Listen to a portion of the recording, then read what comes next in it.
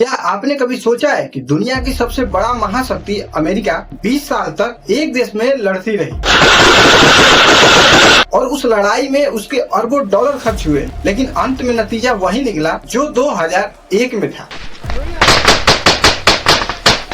दोस्तों, आज हम समझेंगे कि आखिर कौन सी वो गलती थी जिसकी वजह से तालिबान अफगानिस्तान पर दोबारा कब्जा कर लिया। इस कहानी की शुरुआत होती है 11 सितंबर 2001 से। अमेरिका के ट्विन टावर पर हमला हुआ और पूरी दुनिया दहल गई।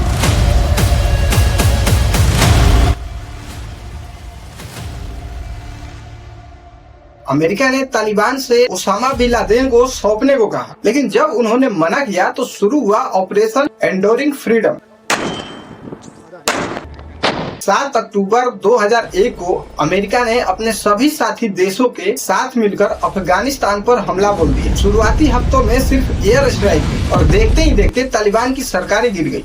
मुल्ला उबर और ओसामा बिन लादेन जैसे बड़ा लीडर अपनी जान बचाकर पहाड़ों में छुप गए और दिसंबर 2001 में अमेरिका ने वहां एक नई सरकार बनवाई और हमीद करजई को राष्ट्रपति चुना गया। लेकिन यहाँ अमेरिका ने एक बड़ी कूटनीतिक गलती की। उन्होंने तालिबान के लोगों को नए सिस्टम से बिल्कुल बाहर रखा। दुनिया भर के विशेषज्ञों ने कहा कि उन्हें भी बातचीत में शामिल करना चाहिए, लेकिन अमेरिका ने उन्हें पूरी तरह इग्नोर कर दिया और यही गुस्सा आगे चलकर तालिबान की वापसी का बड़ा कारण बना। 2003 में एक बड़ा मोड़ आया। अमेरिका ने इराक पर हमला कर दिया, जिसमें उसका पूरा ध्यान और सेना दो हिस्सों में बट गई। जैसे ही अमेरिका का फोकस अफगानिस्तान से कम हुआ, तालिबान ने पाकिस्तान के बॉर्डर इलाकों में फिर से इकट्ठा होना शुरू कर दिया। उन्होंने हक्कानी नेटवर्क और अलकायदा के साथ मिलकर अपनी ताकत बढ़ाना शुरू कर दी और दूसरी तरफ जो सरकार अमेरिका ने बनाई थी, उसमें ऊपर से नीचे तक भ्रष्टाचार फैला हुआ था। बड़े अफसर विकास के नाम पर पैसे खा रहे थे। जब आम जनता ने देखा कि सरकार उनकी कोई मदद ही नहीं कर रही,